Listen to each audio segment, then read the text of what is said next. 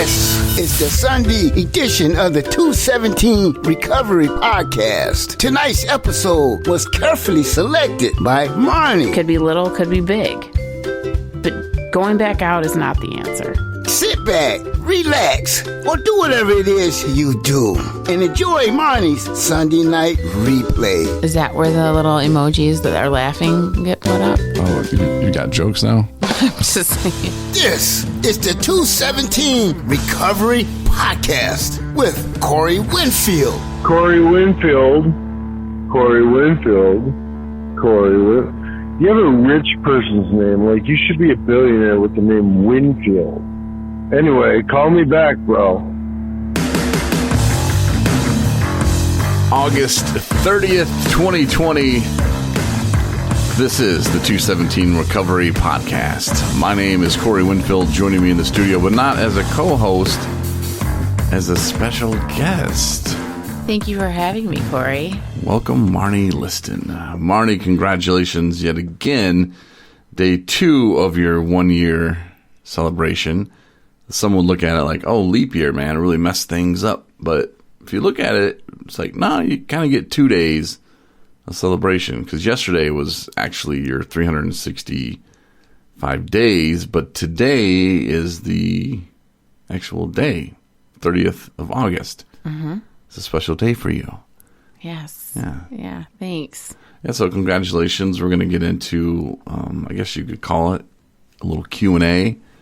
But actually, instead of having you on as a co-host, we figured I'd have you on as a guest. And I can say from my point of view, you know, the changes that I've seen in you, but I didn't really know you before. So all I know is sober Marney, which I think is a great thing. Mm-hmm. I mean, as you only know sober Corey, which I know for a fact is a great thing, but I've seen you go through some things, some heavy things, some emotional things, frustrating things, and you didn't turn to alcohol.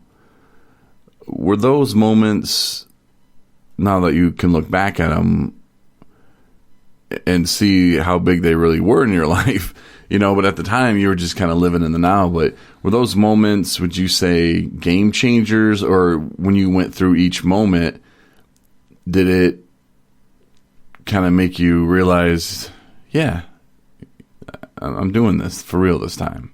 Mm-hmm. Well, I mean, coming up on my year, I've never done an open talk or anything before. But it feels like I've kind of been working on pieces of an open talk for a long time by doing this podcast, by doing the job that I do on a daily basis. I have the opportunity to work through things and talk about things and my accomplishments and my achievements and reflecting on, you know, my failures and going back into my experiences to kind of figure out how did it get to where I am today. So it's like it's been a growing experience, you know, for this last year of my sobriety. And so it feels like I'm doing an open talk like every day sometimes. But absolutely, yeah. Like in my blog too, especially, you know, every blog that I do, and I think that's why I don't kick them out as fast as some other people do, is because I really kind of, you know, want them to be, you know, heartfelt and actually like deep and be written about things that are kind of like a big chunk of, like, every time that I post, I feel like it's a huge accomplishment of reflecting on, you know, things that I'm working on, things that I'm realizing. And so, yeah, it's kind of like been chipping away at being able to kind of talk about my experience, strength, and hope. Okay, so, but those I guess my question was, did you feel those moments at that time? Like, for example, maybe you had 4 months, 3 months, 4 months, and then you meet this guy and you're like, oh, I love him. He's awesome. And then he just kind of blows you off a little bit and puts you through this frustrating time, but you didn't drink. Mm-hmm. And things worked themselves out. But like during that time, though, did you recognize, I went through that and I didn't drink? Or was it like, because I know for myself, I'll see those moments, I'll go, man, and it might be days later, weeks later, I'm like, I never once thought about drinking. Mm-hmm. You know, like, and sometimes it's right away. I'm like, man, I'm glad I didn't think about drinking. But did you have those moments? I think that, oh, absolutely. I mean, I had moments, but see, I'd recognize it. I could feel the change that I have been through. And because this time, the difference for me is that I wanted it for myself. I was doing it for myself. And, you know, some people call it, you know, spiritual awakening. You know, however you want to say that you got to that moment where this is the time to change. When I face those situations that are big, situations that are small, that in my past I wouldn't have thought twice. I would have just gone back to the bottle because that's what I did. And, you know, I was thinking about like, when I actually decided that this was the time that I was going to make a real pure 100% effort into my recovery and put my all into it. And cause I didn't want to have to live like that anymore. Was when, you know, I was looking at my life and feeling what I was feeling, and that, I realized that alcohol was the answer for me. And it got to the point where alcohol was the answer for everything, and I needed to know why I was turning to the bottle. Because it's not about the drink, you know. It's about the issues that I had and the hurt that I had and the problems that I had that I didn't want to deal with. And so I tried to cover those up and put that Band-Aid on it, and forget about it, about all the hurt and all the pain, and the mess ups and the confusion and the ridiculousness that was my life. Instead of living it, I was covering it all up. And so I knew that was the time when I needed to make a change. And so, so in my sobriety, I've come across a lot of situations that were challenging. Like you said, situations where back in the day, I would have just been like, forget this. Forget it. It's not, I can't do it, because we lose our faith in ourselves, and we feel like shit about ourselves. I mean, I felt like I wasn't worth it, and we're all worth it. I mean, we all have something to give to the world. And, you know, we talk about it a lot on the podcast, is like finding the old me, you know, and I don't know if that's necessarily true, because every day we change. Every day we're a new person. But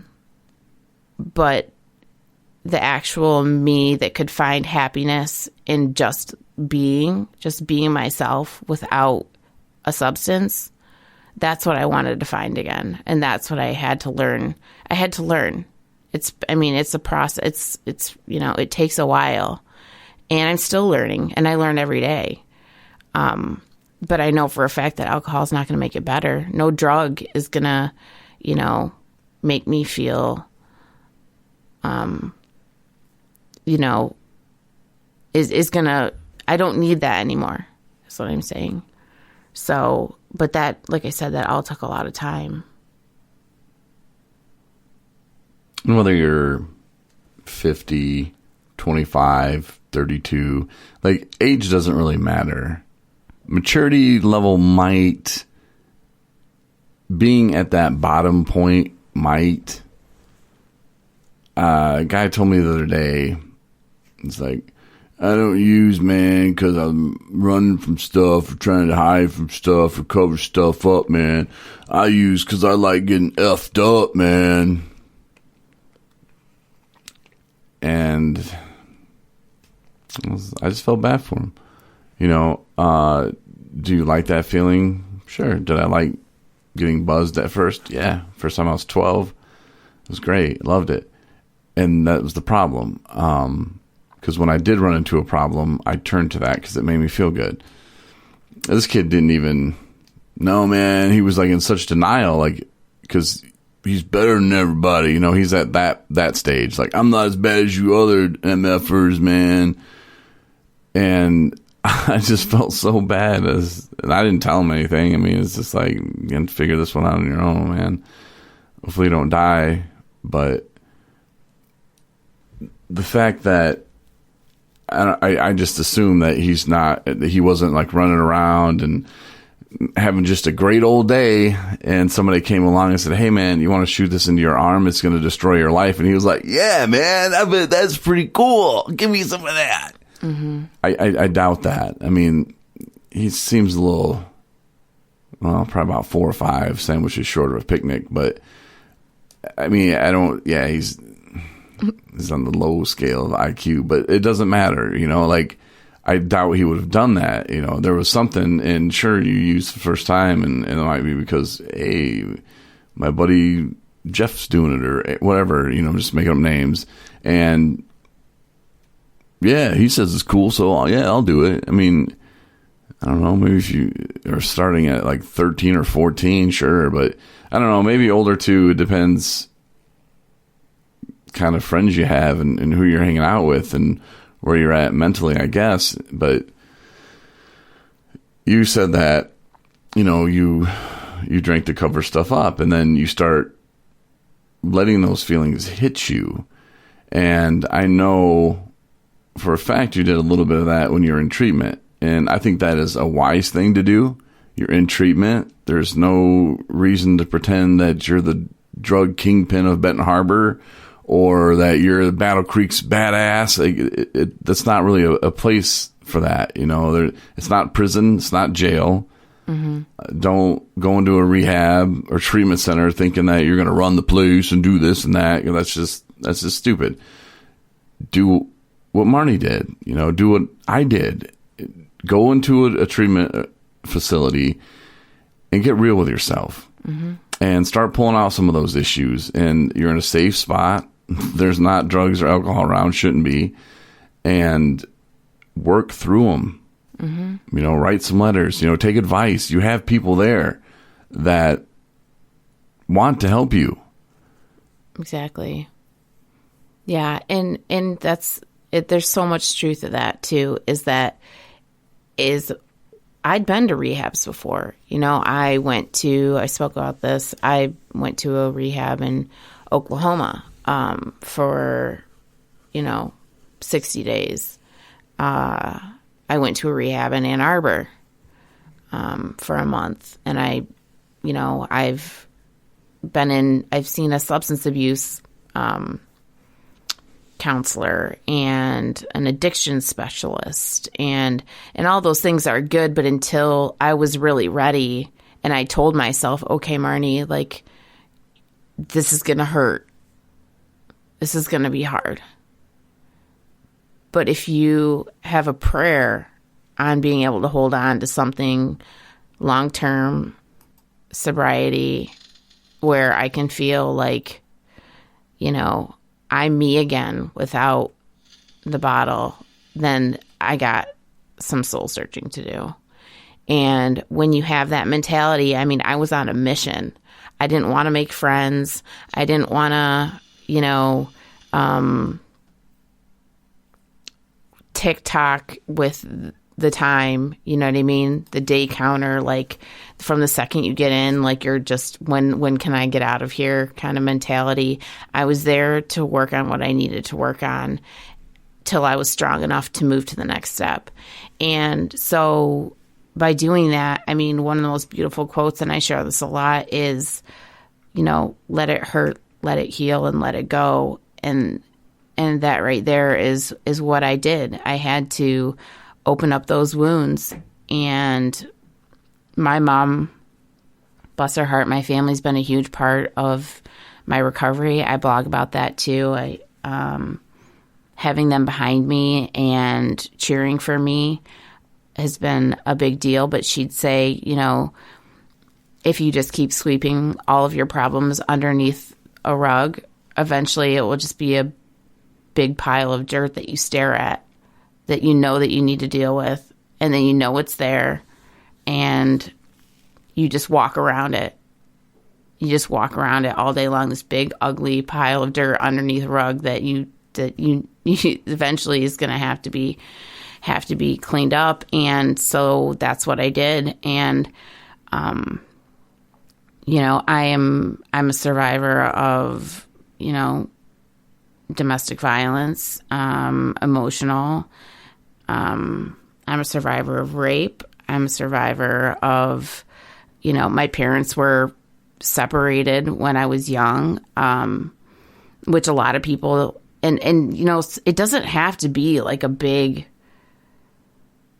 violent, crazy incident that adds on to why it is that people continue on with their addiction. It can be, just what you had to change about you in your life while you were living, adjustments that you had to make that were not ideal, that were not, healthy, and that were too hard for you at a certain age or whatever it was. I was always trying. I had to help, raise my siblings, and,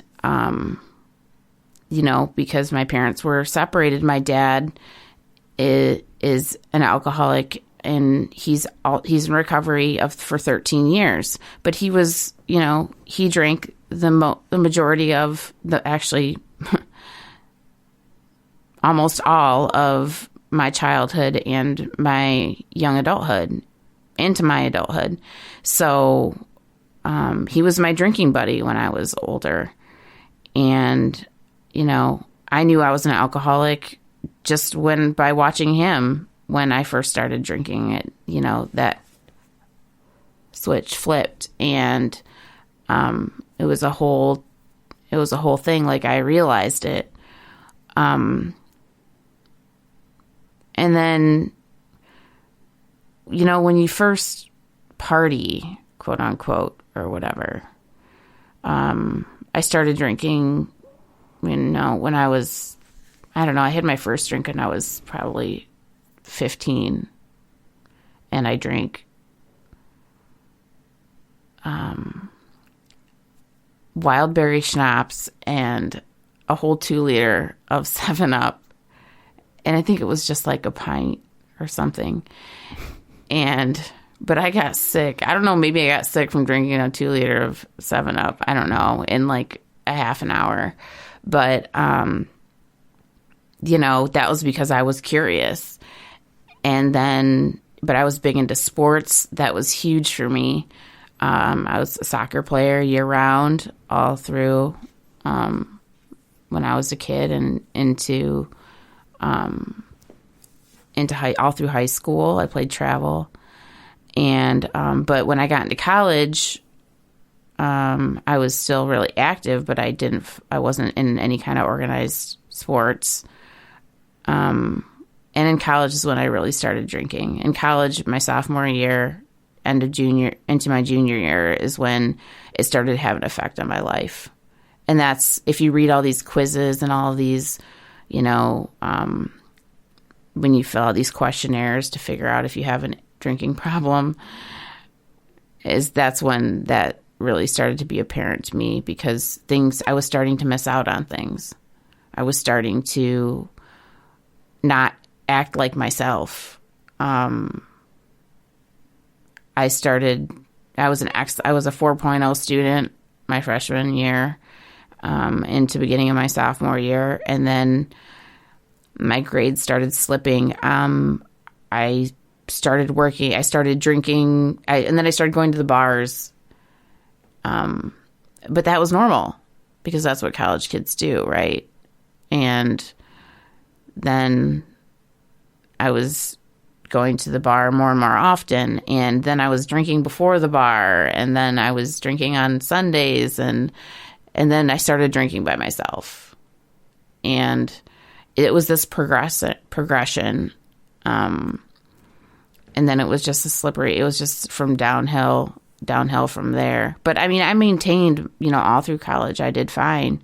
I still graduated with honors from Michigan State, and I will always, I did that, So I think that accomplishments, we need to not forget that they still are yours. They still belong to you.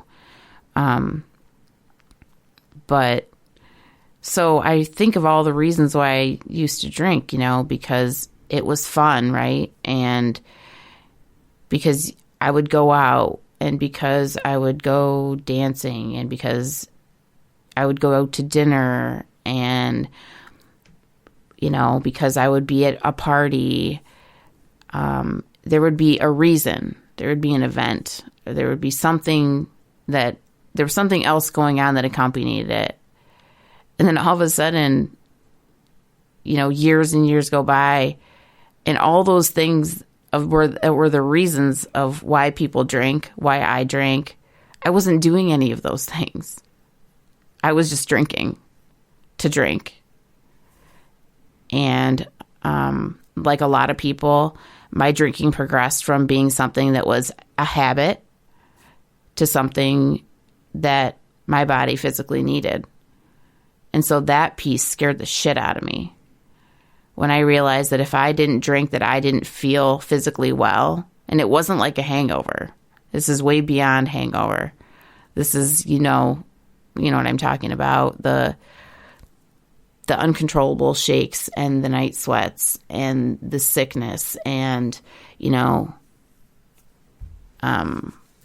I had seizures when I would have withdrawals, and hospitalizations, like I think 10 I'd had it, and I couldn't get a handle on it. I didn't know what I needed. I didn't know what I needed to do. And I was tired of, putting on that, yeah, I probably need to do something about this, but not today. That's what I did for a long, long time. And I got through life, but then it was miserable. And I realized too that, this life that I was living, I was so unhappy, and I was starting to feel so bad about who I was, and then I was feeling bad about the things that I'd done when I was drinking and the things that my life had become because of my drinking. And so it was this spiral, this ongoing, and there was no end in sight. And it was that, and then all these things that I felt terrible about how what my life had become, I was drinking because of that. And that was the only thing that made me realize that I needed to get help. And that I couldn't do this on my own, and that I needed to put myself in a spot where I was really going to face my demons and deal with my shit and get it all out there and work on forgiveness. And first off and foremost, forgiving myself, forgiving the people that hurt me, writing down and figuring out all the things that I did that I needed, that I hurt other people. Whether I ever get forgiveness for those or not, I'm not, I don't know. That's all in it's all like 4-step kind of stuff for those of you that are familiar with AA. But,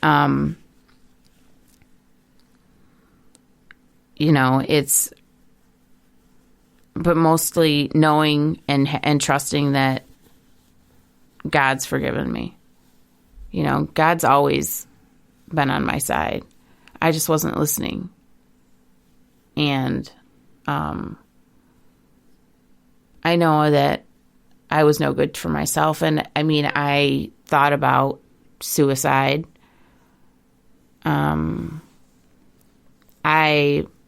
When people have asked me about it before, I've never acted on it.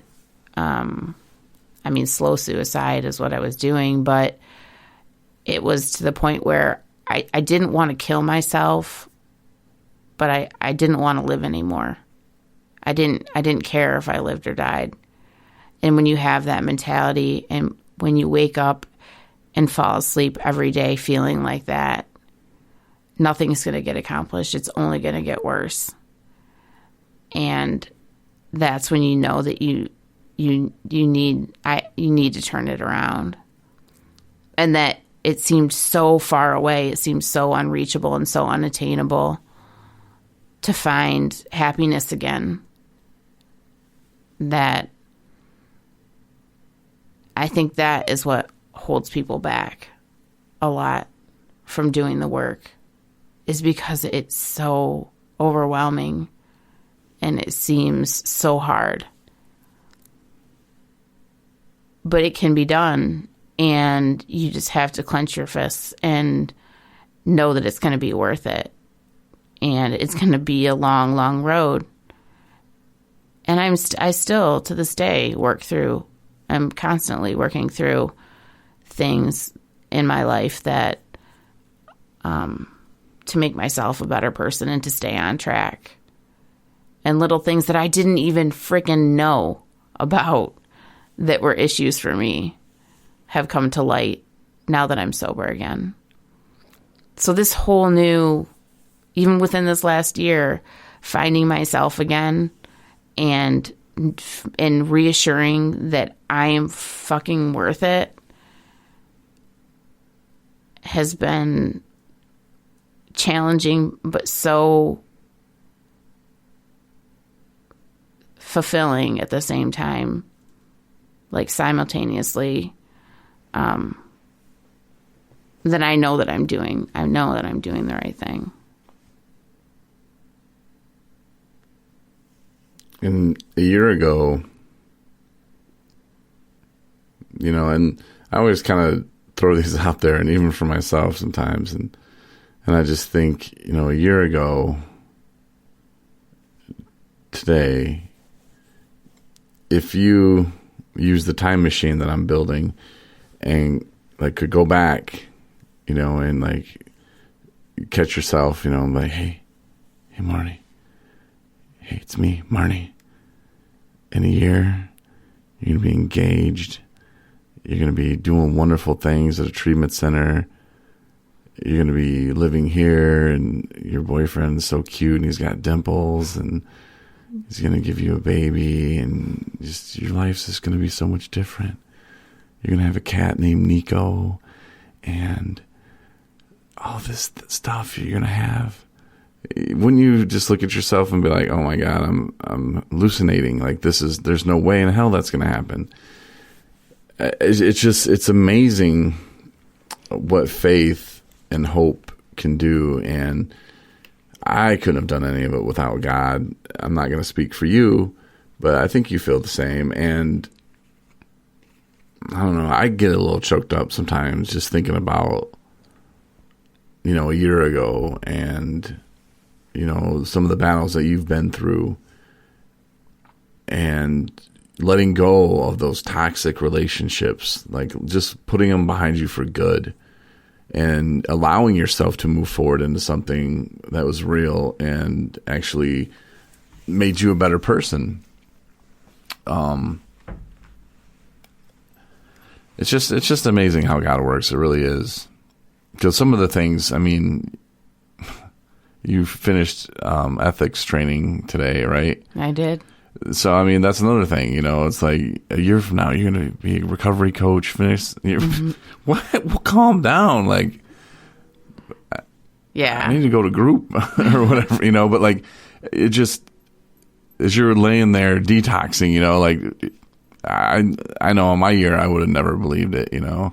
Oh, no. I mean, like, that's the thing, too, is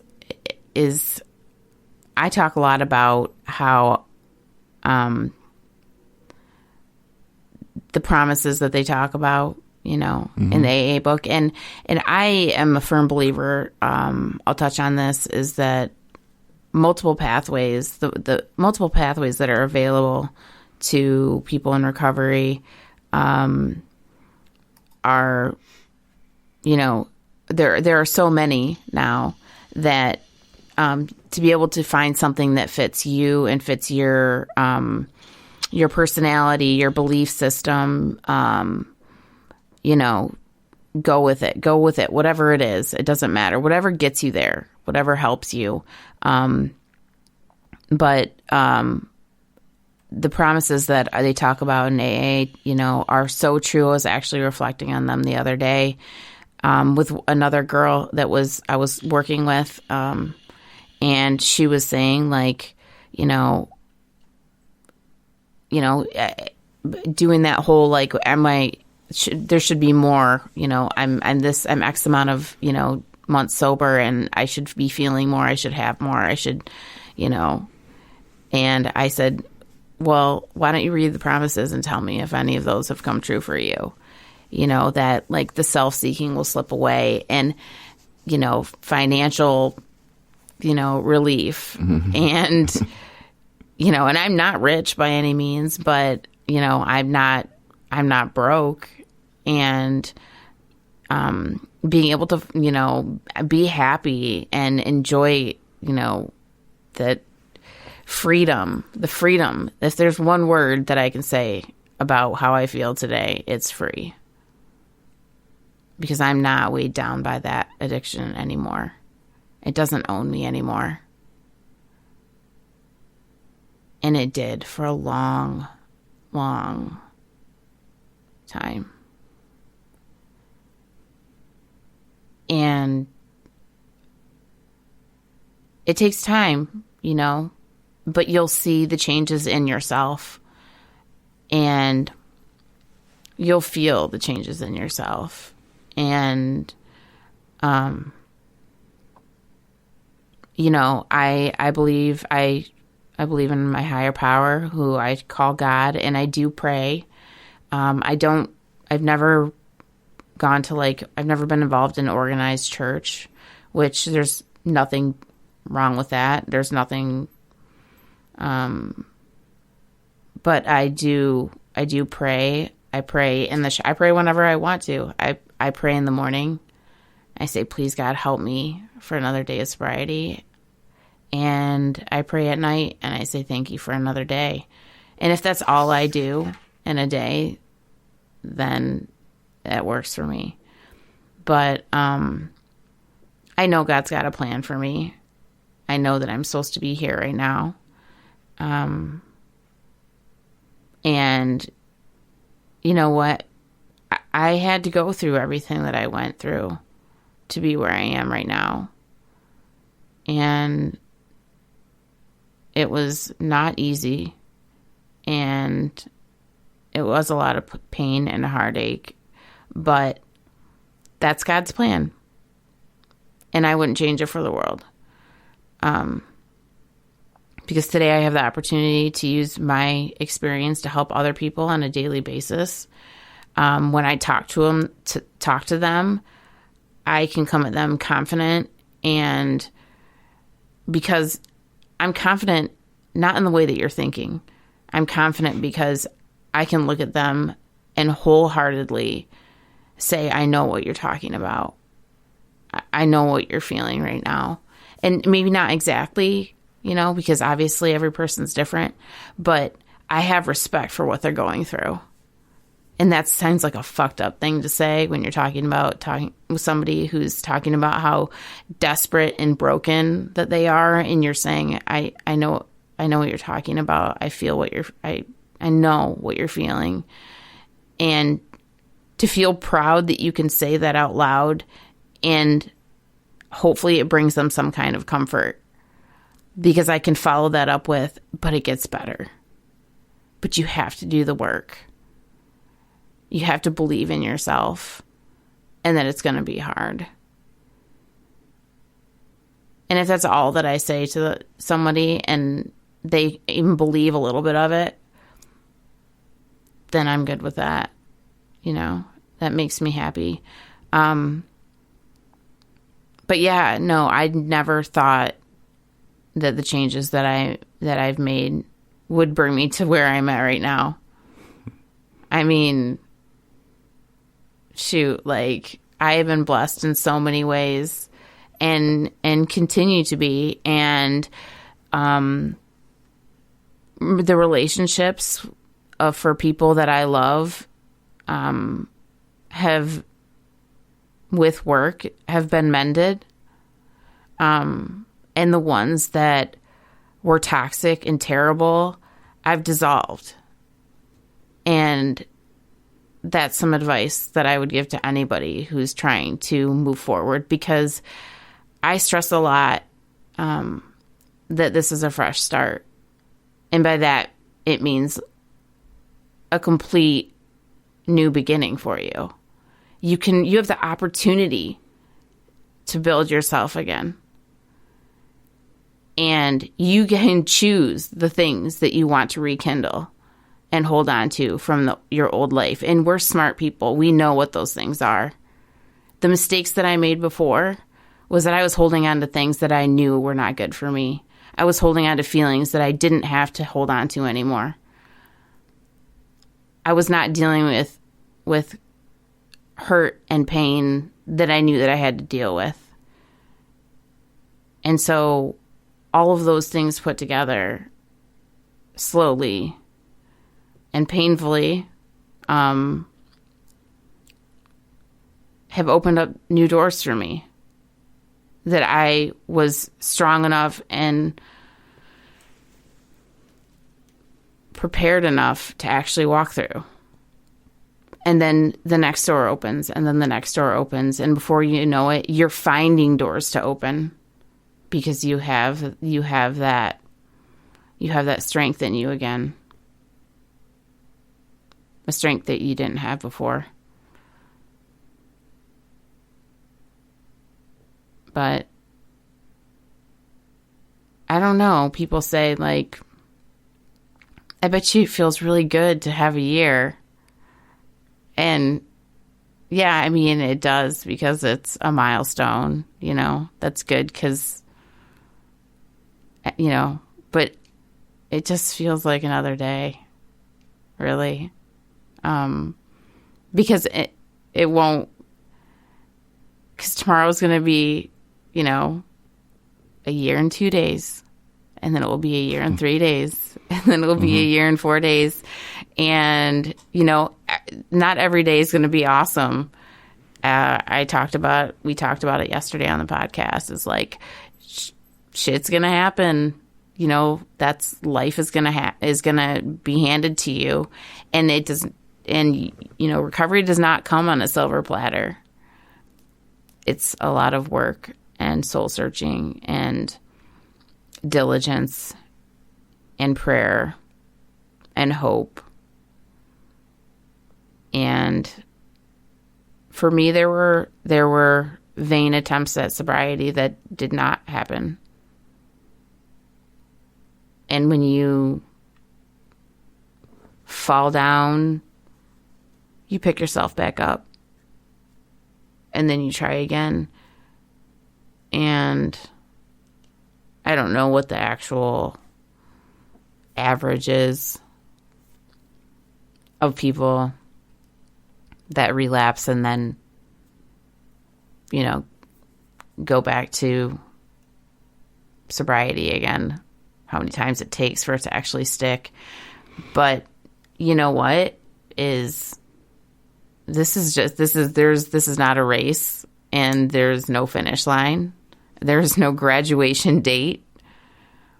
I will never be a certified recovered person. I will be in recovery till the day that I die. And I think, and that's awesome, you know? Mm-hmm.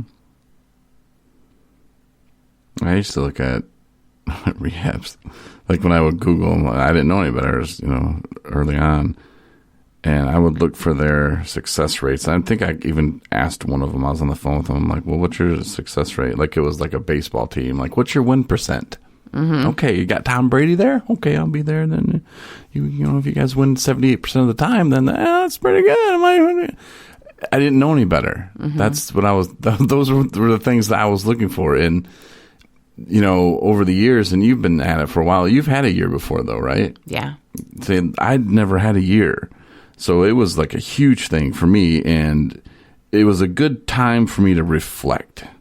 And, you know, a year is just a measurement of time, which if you ask Rob Larson, he'll tell you it's all relevant, man. And that's why you build a time machine. Anyway, that's for a different day. But a year is something you can judge and go, man, and you can remember a year ago. And especially when we're lying in the hospital bed, at least I was, and listen to some stupid UFO show about aliens, and I can't turn it, and it was horrible. Like, I remember that day, and I always will. And I remember a year from that day, and night and day, mm-hmm. and the look on my mom's face, my sister, my brother. It's very emotional for me, and you know, to share that experience with people at the place where I was at, you know, and doing the podcast, it was just, it was a great day for me. And, you know, not saying that it's not a great day for you, but, you know, I get it though. You know, tomorrow's another day and tomorrow's another day. And for me, after the year, I don't know if it was because you get coins every month, and then at your year, you stop getting coins every month. It just flew by, like coming up on 2 years and a few months, you know, and I'm like, 2 years, like, oh my God, never would have thought that would be possible. And, you know, just as much as I accomplished that first year, I've accomplished this, you know, year and 10 months or 8-9 months, whatever. And so I don't know, it's just so rewarding, and it just keeps getting better. Taking it back to the promises, you know, when they read those, at first, when people would read them, I'd be like, hey, okay, sure. And then I remember being at a couple of meetings where a person requested they be read. You know, like they weren't read, and they were like, can you read the promises? And they did. And I thought, well, let me pay attention here. And I started listening in, and I think a couple of them, I'm like, whoa, yeah, that's starting to happen, you know? And mm-hmm. So then I, like you said, you know, you start paying attention to them, and you're like, wait a minute. Yeah, like these things are really happening. And buddy Tom from the meetings in Charlevoix, Michigan, he, you know, it says that they're called promises for a reason, you know, because they're promised to you mm-hmm. if you work the steps and stay sober. Now, I don't work the steps, but I've stayed sober. And, you know, I do work the steps. It's just not with really a sponsor. I'm not writing letters to people, and I'm not making amends, which is a whole topic in itself. But, you know, it doesn't mean you have to go apologize to somebody if you took a poop on their yard, you know. Well, I'm just saying, I don't know. I've never took a poop on anyone's yard. I'm just throwing it out there. That's not really what they mean. You know, I'm not going to call every ex-girlfriend of mine and be like, hey, sorry, I was a dick. Bye. Right. You know, I'm not going to do that. I can make amends by living this life that I'm living right now. Mm-hmm. And I can only say I'm sorry so many times to my mom and my sister and my brother. They don't even want to hear anymore. They want to see it. They want to see what I'm doing right now. Mm-hmm. And, you know, your family, the same. You know, they want to see Marney doing great, and they want to see what you're doing right now, and they're proud of you. And I'm proud of you as well. Thank you. Yeah, if there's one thing that I stress all the time is that in terms of rebuilding yourself and rebuilding your relationships with the people that you love, and I'll say it again, is that, you're right. Because the sorries didn't mean shit anymore. And the I promise to's don't mean anything anymore. And so they don't want you to tell them that you're going to stay sober. They want you to show them that you're going to stay sober. And that's what I do. And that is my way of actively, it's almost like actively apologizing, I guess, on a daily basis, is like, I can say the words, but to live in sobriety and to do good and to feel good and to know that I'm doing the next right thing all the time, best I can, at least. I mean, I'm a human being. I mess up, but I don't mess up with that. I don't mess up with alcohol. I don't mess up with drugs, because my whole life will fall apart again. When I have all of that, and it can be gone so fast.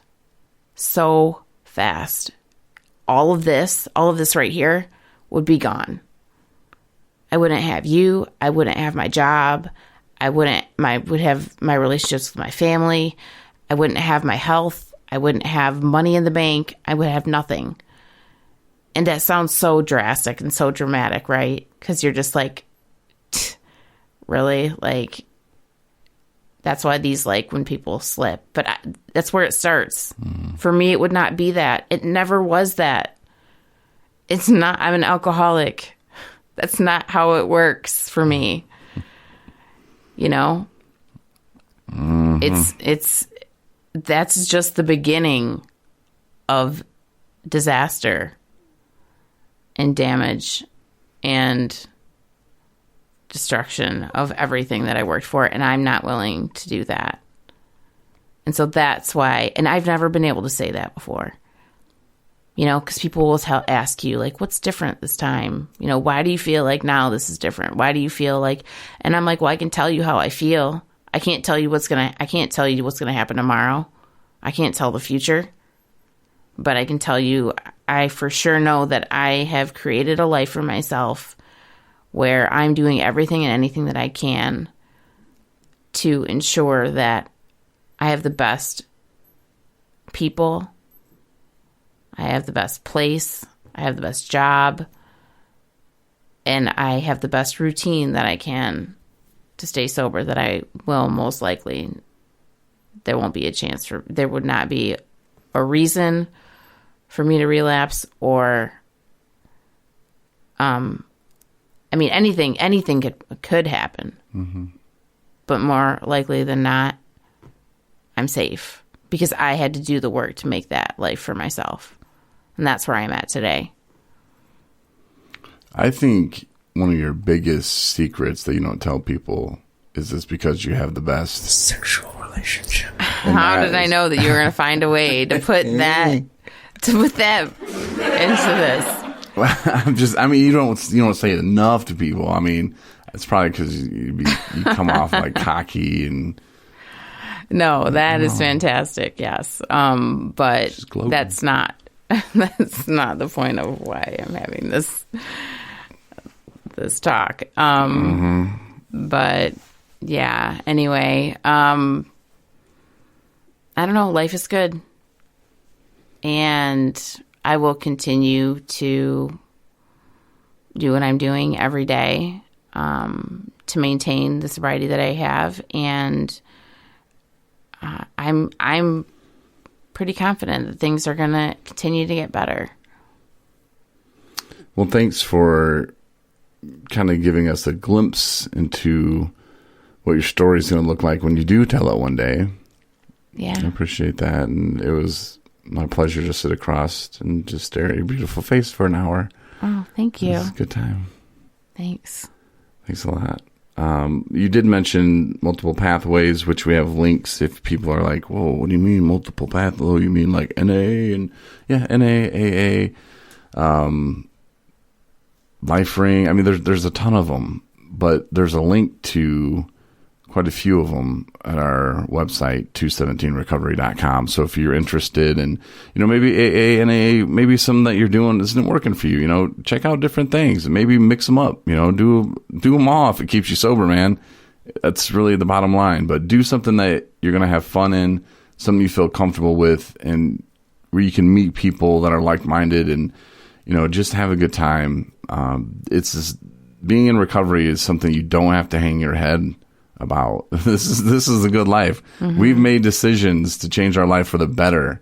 Yeah. There's nothing wrong about that. Yeah. And I'll scream that all day long. So don't beat yourself up. And if you need help, there are links. If you're a family member or friend just listening, try to help a friend out or a loved one, reach out to us. We're always here. There are places too and our resources you can reach out to if you need to. We'll point you in the right direction, that's for sure. That's 217recovery.com. Download the app if you have an Android. Still working on the Apple thing.